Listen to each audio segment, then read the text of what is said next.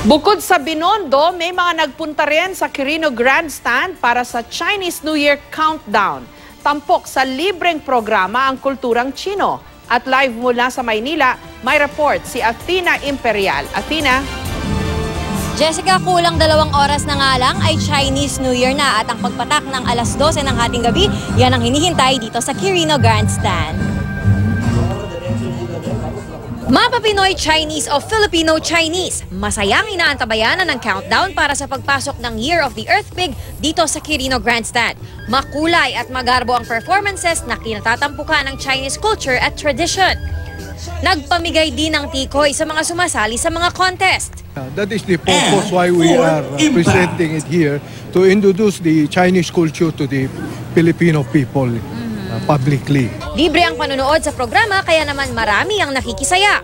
Karamihan ng manunood, nakakulay pula. Isa na riyan si Marilu. Naniniwala po ba kayo na pag sinasalubong at naka-red ay siswertehin? Yes naman.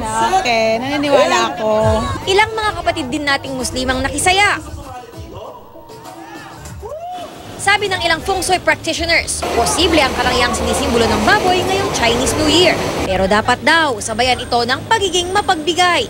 Ang Year of the Pig is very, siya yung financially, kaya lang alam mo yung stability nun, sa kadamutan, nawawala yung balanse. Kaya hindi ka dapat, wag kang maging greedy para hindi ma-upset yung tinatawag na prosperity. Pero hindi naman daw porket ipinanganak ka sa Year of the Pig ay swerte ka na agad.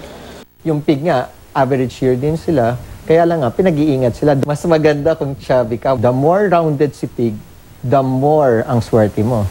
Ang ani ay suswertehin din ngayon ay yung mga ipinanganak sa Year of the Horse, habang ang mga aalati naman daw, mga ipinanganak sa Year of the Snake.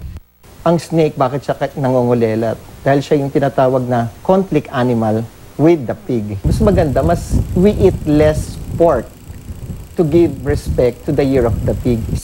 Ngayong taon, turismo raw ang patok na industriya. Red, brown, and yellow naman ang itinuturing na lucky colors. Pero higit sa mga sinasabing pampaswerte, huwag daw mainggit at maging mabuti para buenas.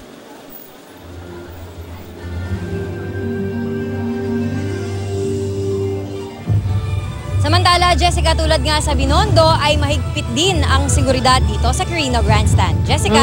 Ang galing naman, Athena, meron ng libreng programa, meron pa silang patikoy.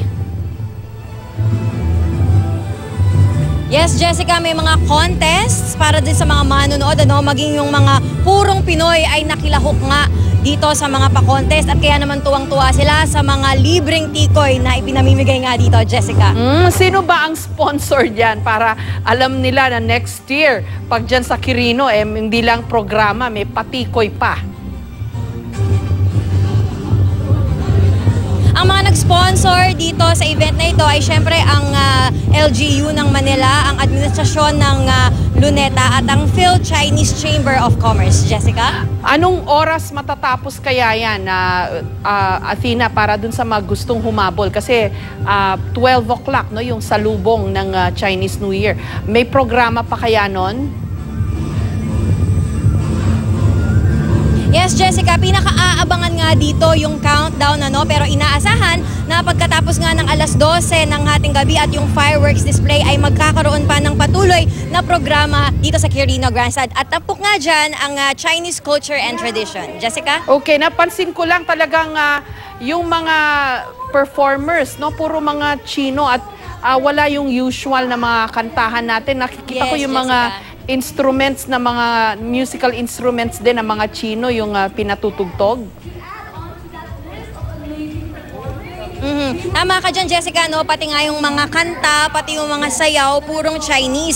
Yung mga hosts natin dito, may 2 Pinoy. So, Tagalog para maintindihan ng mga Filipino audiences yung sinasabi nila. Pero may taga-translate din sila na Chinese host para naman doon sa mga pure Chinese at Filipino Chinese na parte din ng audience. Jessica? Ulitin lang natin yung paalala ng mga otoridad, ha? Security is everybody else's concern. So, pag yung mga nandyan na may nakikita silang hindi maganda, ipagbigay alam agad sa ating mga otoridad. Nang sa gayon, hindi lang masayang salubong sa Chinese New Year, ligtas din. Maraming salamat sa iyo, Kung Hei Fat Choi, Kung Hei Watchay, Athena Imperial.